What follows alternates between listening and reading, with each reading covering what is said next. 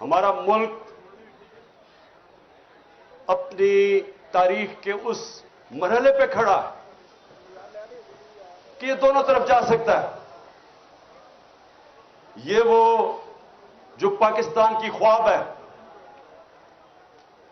جس کے لیے اتنے لوگوں نے قربانیاں دی، یہ اس خواب کی طرف بھی جا سکتا ہے اور یہ تباہی کی طرف بھی جا سکتا ہے.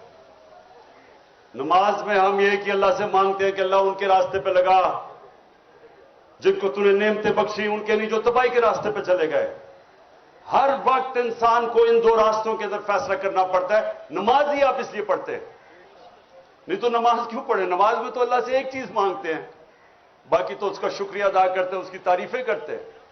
مانگتے تو آپ وہ راستہ ہے جو انسان کی عظمت کا راستہ ہے، وہ نہیں جو تباہی کا راستہ ہے. اس سے بچانے کے لیے آج ہمارا ملک ادھر کھڑا ہے.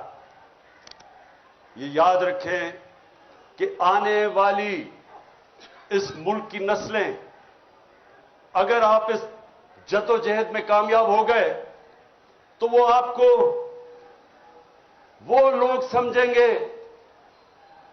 کہ جنہوں نے قائد اعظم کا پاکستان بنایا. اور اس لیے آپ کی یہ جو وقت ہے اس کی اہمیت آپ نے اب پہچاننی. میں نے اس لیے آپ کو آج یہاں بلایا کہ عموماً تو پارٹیز ہم سب کے سامنے کیا ہوتا ہے، ہماری کوشش ہوتی ہے کہ میں الیکشن جیت جاؤں، اس کے بعد الیکشن جیت کے میں اپنا ڈپٹی کمشنر، اپنا تھانے دار رکھوا لوں، پٹواری. اس کے بعد کوشش ہوتی ہے شاید وزیر بن جاؤں. وزیر بن کے سوچتا ہوں میرے لیے کیا بہتری ہے، میں اپنے آپ کو بہتر کیسے کر سکتا ہوں، اپنے حلقے کا سوچوں، ڈیولپمنٹ فنڈ لگاؤں تاکہ میں اگلا الیکشن جیت جاؤں.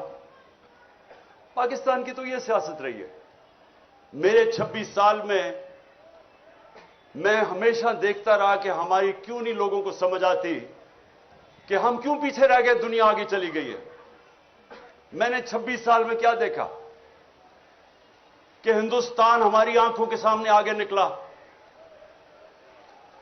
80 کی دہائی تک اب میں جب ہندوستان میچ کھیل کے آتا تھا پاکستان تو لگتا تھا ایک غریب ترین ملک سے میں امیر ملک میں آ گیا ہوں. 90 کی دہائی میں اپنی آنکھوں کے سامنے ان کو آگے نکلتے دیکھا. لیکن جو سب سے تکلیف دہ چیز ہمارے لیے ہونی چاہیے کہ بنگلہ دیش، جب وہ بنگلہ دیش بنا تھا مجھے ابھی بھی یاد ہے، کہتے تھے جی دیکھیں شکر ہے علیحدہ ہوا، ہمارے اوپر بوجھ تھا. آج بنگلہ دیش آگے نکل گیا. اور جدھر انہوں نے پہنچا دیا پاکستان، یہ وقت ہے آپ سب کے اوپر اللہ نے بڑی ذمہ داری لگائی کہ اس وقت پہ اگر ہم صحیح معنی میں جدوجہد کر گئے تو یہ ہم اب ملک کو نکال دیں گے. کیونکہ اللہ کا سب سے بڑا کرم ملک پہ ہو گیا ہے کہ ان پاکستانیوں میں شعور پیدا ہو گیا ہے، جاگ گئی ہے قوم.